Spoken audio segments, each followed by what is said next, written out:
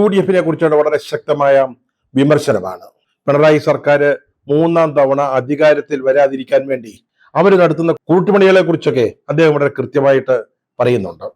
ഏറ്റവും അവസാനം നിയമസഭാ സമ്മേളനത്തിലെ ഈ ശബരിമലയിലെ സ്വർണ്ണക്കൊള്ളയുമായി ബന്ധപ്പെട്ട ഒരു വലിയ ശക്തമായ പ്രതിഷേധങ്ങളൊക്കെ നടത്തിയല്ലോ. സ്പീക്കറുടെ മുമ്പിൽ ഈ ബാനറൊക്കെ വലിച്ചു കെട്ടുക, അതുപോലെയൊക്കെയുള്ള കലാപരിപാടികൾ അവിടെ നടത്തിയായിരുന്നു. അതിനെക്കുറിച്ചൊക്കെ അദ്ദേഹം വളരെ നന്നായിട്ട് എഴുതുന്നുണ്ട്. കൂട്ടത്തിൽ പറയുന്ന ഒരു കാര്യം, ചില സ്വകാര്യ ഏജൻസികളാണ് UDF കൊണ്ട് ഇത്തരത്തിലുള്ള ജനാധിപത്യ വിരുദ്ധ കാര്യങ്ങൾ ചെയ്യിക്കുന്നത് എന്ന് ഒരു വാചകമുണ്ട്. അങ്ങനെ ചില മാധ്യമങ്ങൾ റിപ്പോർട്ട് ചെയ്തിട്ടുണ്ടെന്നാണ് പറയുന്നത്. പക്ഷെ എത്ര ആലോചിച്ചിട്ടും ഓർമ്മിച്ചിട്ടും ഈ സ്വകാര്യ ഏജൻസികൾ ഏതാണെന്ന് പിടുത്തം കിട്ടുന്നില്ല.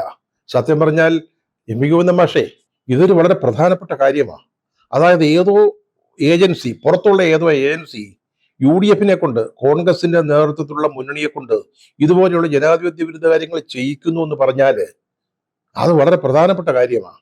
അതിന്റെ വിശദാംശങ്ങൾ അങ്ങ് വെളിപ്പെടുത്തണം. മാധ്യമങ്ങളിൽ വന്നൊന്നും കണ്ടില്ല, ഓർമ്മയുമില്ല. അതുകൊണ്ടാണ് ഇതിനിടയ്ക്ക് കയറി ഇതുപോലൊരു അപേക്ഷ സമർപ്പിക്കുന്നത്.